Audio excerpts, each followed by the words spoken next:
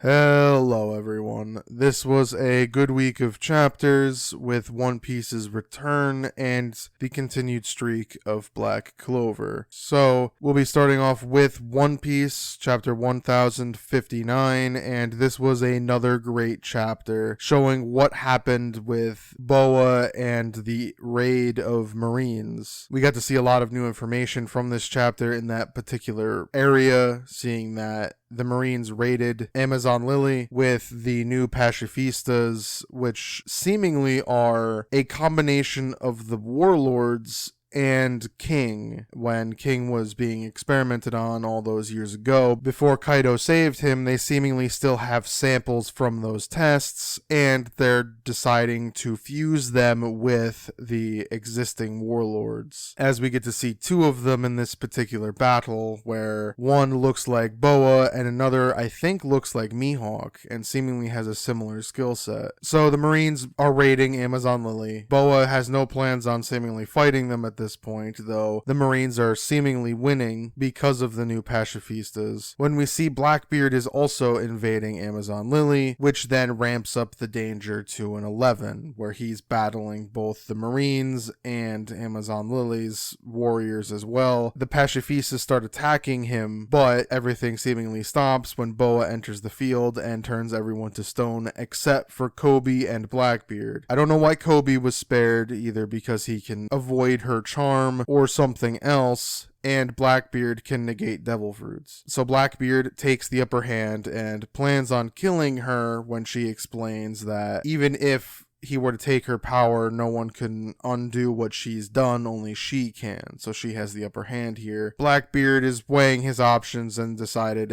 screw it, he'll kill her anyway so that he doesn't die himself. However, just before everything goes even worse for everyone, Rayleigh shows up, and seemingly through the power of his reputation alone was able to save everyone, well, except for Kobe, who was seemingly kidnapped by Blackbeard. So a lot of things happened here that were especially interesting, seeing as how Blackbeard planned on stealing Boa's devil fruit, but Rayleigh saved the day, and now he has Kobe. So we'll see how that works out, because I'm assuming Aokiji will end up having to break his cover and save Kobe. But we'll have to see how that's going to go. As for now, Blackbeard is making all sorts of bizarre headway on different things, seeing as how he was just going to start killing random warlords to get their devil fruits if they possessed one. We also see that Rayleigh realizes that he is not strong enough to have taken down Blackbeard, and is lucky enough that his reputation still precedes him. We also find out that Shaki, the woman that's always with Rayleigh, that is suspected of being his wife, is revealed to be the second generation of Kujo Empress, the Amazon Lily Empress, which I think was a big shock, because now we get to see what her backstory is and why she's seemingly so strong, and we get to see that they've saved everyone for now, but Amazon Lily is no longer safe thanks to Vegapunk's inventions, so they have to figure out what to do next. We also got to see how Marco left the island and the truth of Yamato not joining the crew, which was that Yamato saw Green Bull's invasion and realized that more would come, so they decided to stay behind to protect Momo. That's fine. It's a good enough reason. I think most people predicted it in the beginning, but then after last week thought it differently, and then now getting it confirmed again that they're deciding to stay to protect Wano and help Momo. Luffy is okay with that. It's fine. He did want Yamato to join, but he doesn't see a problem with it, as well as he was able to thank Marco before he left with Shanks. So a lot of closure for a lot of different characters and a lot of interesting world-shaking events as Blackbeard continues to move in mysterious ways. So overall, I think I'll give this chapter an A. It was great seeing the absolute conclusion of Wano as the real reason why Yamato stayed, as well as Marco leaving with Shanks instead of Luffy to then get dropped off where he usually resides, the homeland of Whitebeard, and is looking forward to seeing what the new generation can do, and then getting the entire battle with Amazon Lily. This leads to many different avenues, as we're just going to continue to get bombarded by new information, and a lot of it at that. So for now, we have so many different areas the story can go, as I'm assuming we're still going to get more info about what has happened in the last bit of time in the rest of the world before we end up settling back on the Straw Hat crew. I do wonder where it's going to go next. What grand problem has happened, as we still don't know what's going on with Sabo. So there's still many things left up in the air. So now we're on to Black Clover, chapter 337, and this was a good chapter showing that the rest of the Black Bulls do not believe Asta is dead, as they have not seen his body, though they have to go look for him. That's pretty much how everyone is, as we all knew Asta was not going to die. But it is still one of those where they are not sure whether he is or isn't dead, but they do believe that he would never give up, and so he must still be alive. We then see that Asta is in fact alive, and he is at the land that Yami once called home, Yami's homeland, and we meet some people that seemingly know Yami, leading that Yami might have been a seeming royal in his homeland or someone higher up, as the person that saved Asta is seemingly the shogun of this land. So we get to see that Asta now gets a new set of training partners and mentors to help him grow even further, as he is not strong enough to win in the Clover Kingdom, as the shogun had explained. Even if he can go back now, he can't win. So we're now going to get what I had thought we were going to get in the last arc, which is that everyone quote unquote loses and has to train on different continents. Now it's just Asta for now, but you never know how this is going to go, as with Lucius planning to purify everything, I imagine he would go to other continents. So for now, we have it that Asta has traveled to a faraway land to now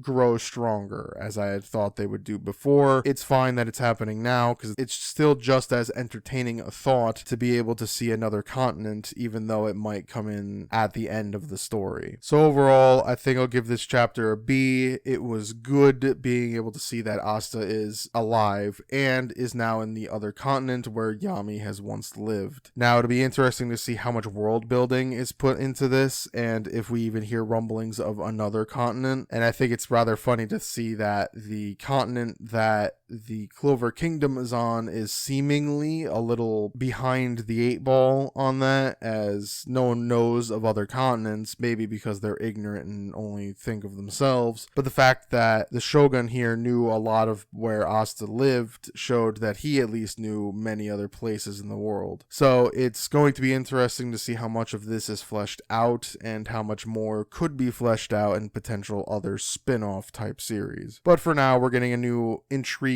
training arc as everyone's preparing for the final battle with Lucius, and seeing that everyone's not ready to give up on Asta, let alone give up against Lucius. So the next few chapters should be fairly entertaining, as we get to see the setup for what is going to be the final fight. So now we're on to Mission Yozakura Family, chapter 146, and this was a good chapter showing what I had thought was going to happen, which is that we get to see another relationship built in the past, but we get to see it now, of a Yozakura family member and a gold rank spy. In this particular chapter, it was with Kengo and the older woman in the gold rank spies who had mentioned that she had taught Kengo. We see that the main character and Kengo are shopping, but are being attacked by people who want to get rid of them. When the mentor arrived, thanks to the older brother's suggestion to protect the two of them as they go shopping, because she has seemingly trained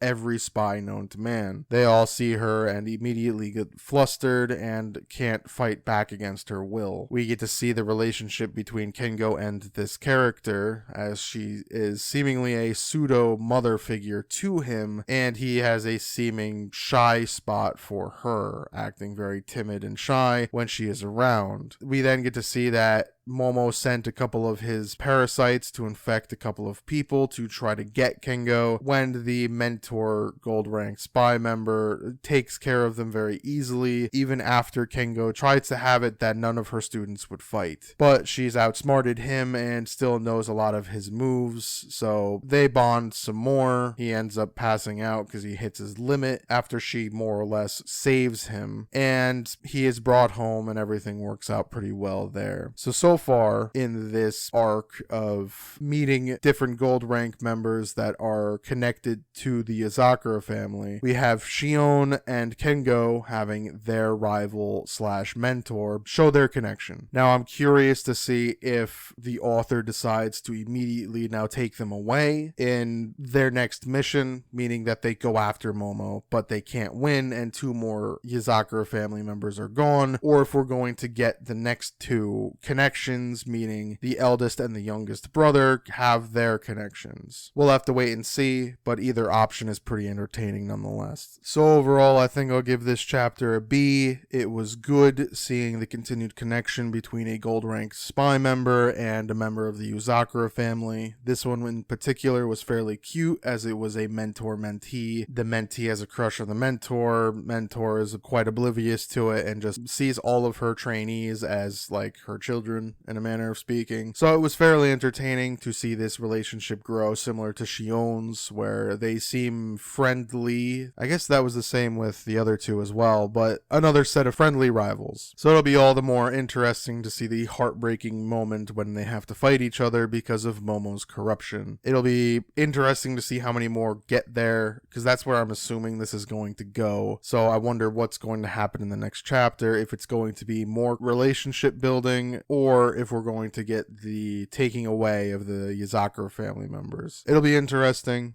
to see which way it goes. So now we're on to Undead Unluck, chapter 126, and this was a good chapter showing that Fuko does in fact have to sit at the first seat of the table for the entirety of the 11 minutes to charge up the loop. So they have to defend against Ragnarok for 11 minutes, with the only two knowing that being Andy and Juiz. We see that Fuko is depressed about this, but Andy is able to help her courage up by telling her it's not her fault and that they'll make everything right in the next timeline, and what's waiting 4.6 billion years just to see her again. So he's prepared for what he's going to have to do here, where Juiz and Andy then leave after Fuko calms down to a degree and is prepared to sit there and have to watch everyone else die, when the moon goddess spirit exalted one, as Apocalypse called her, shows up and says that she wants to talk to Fuko. So Fuko is going to get quite the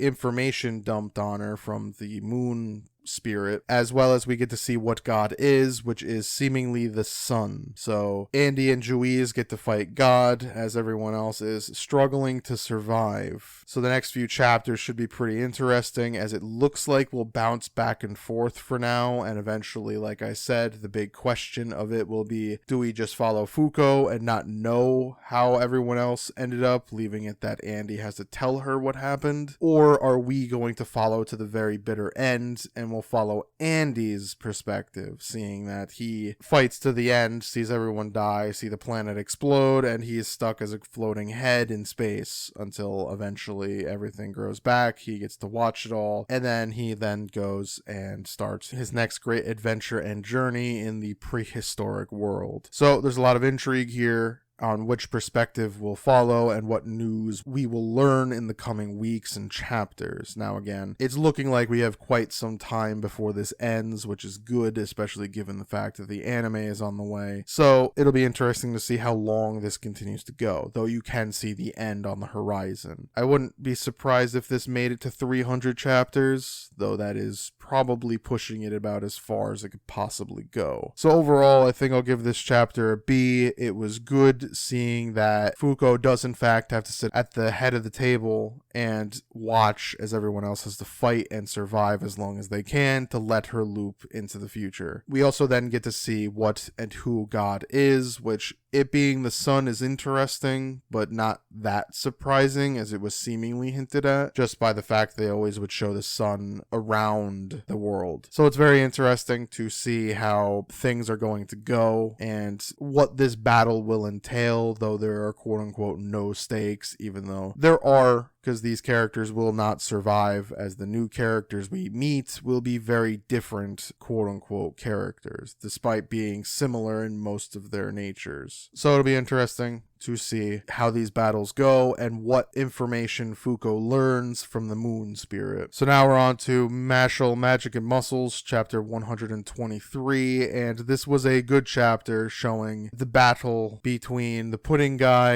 and Dot, who apparently is a part of some mysterious order who threatened the livelihoods of magic society because they were so temperamental that it would boost their power up insanely when they got extraordinarily angry, it would seem. So Dot goes nuts, powers up to an absolute insane degree, gaining great amounts of magical power and abilities, and is able to go toe-to-toe with the pudding guy, even overpowering him fairly quickly, as it doesn't take too much effort to defeat him once he's in that stage. We get to see that the pudding guy then begins to have a flashback of all the things he has done with pudding, and is sad that he is dying, not being able to, I guess, spend more time with pudding, the actual dessert.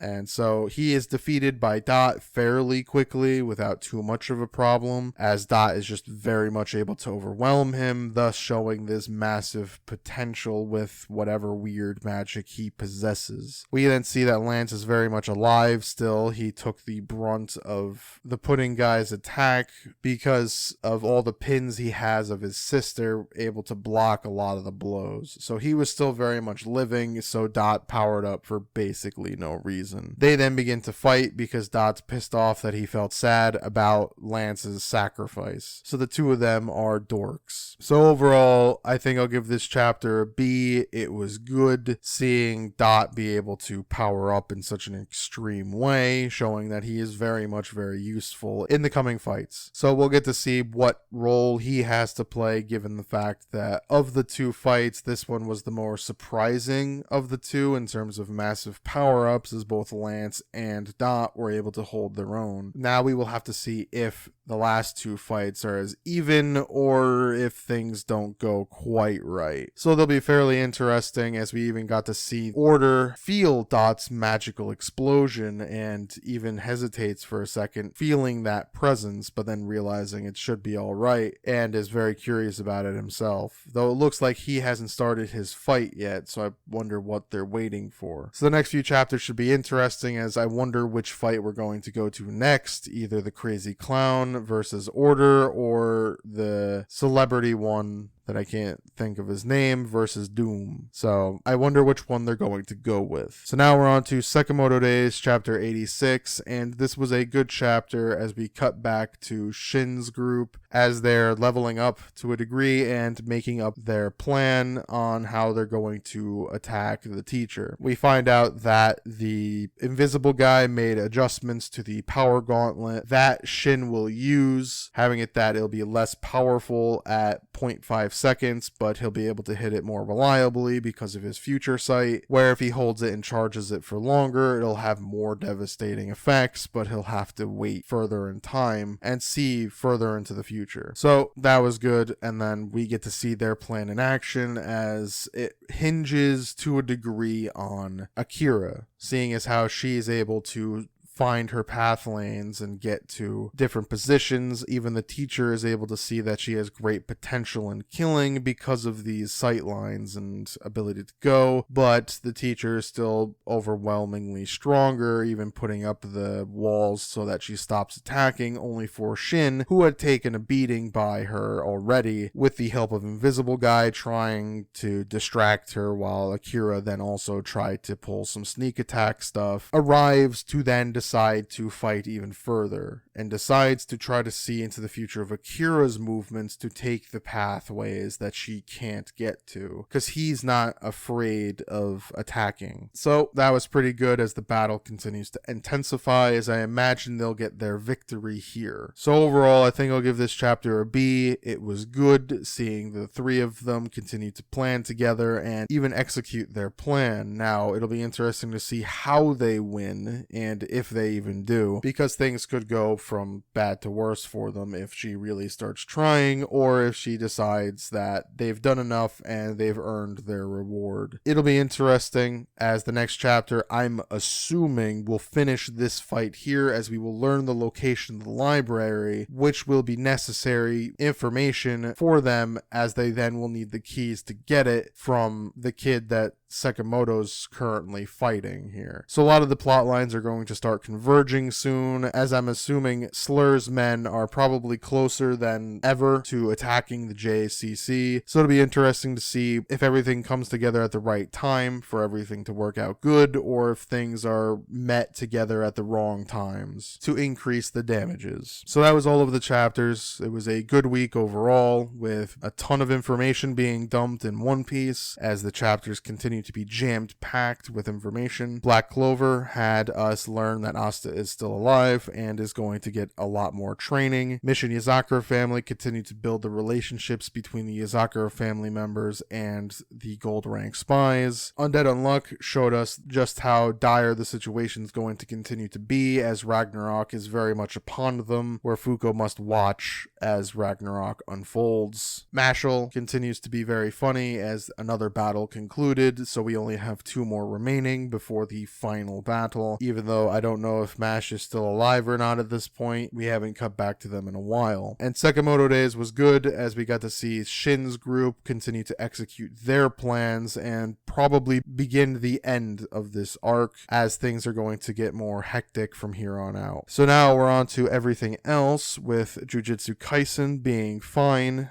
The fighting is still very good, though the story is a little hard to follow week to week. Blue Box was fine. Its story continues to be okay. Elusive Samurai was good, as the battle continues to get very hectic, though it looks like many moves that initially seemed to be 100% on the bad guys' favor were countered by the good guys, so this battle is continuing to ebb and flow in no one gaining a clear foothold, but it'll be interesting to see how it continues to develop from here. P times 6 was good, as we got to see Lucky's serious brother start playing the piano, and we are shown that his illusion that he shows is showing what people want the most, and it's why everyone loves his music, because they can just feel it, it seems. And Lucky's true sight into his true self will be very interesting if we get to see it. So it was just good. It was a good chapter showing more of the different styles of music. Aliens area was good, as this main villain is seemingly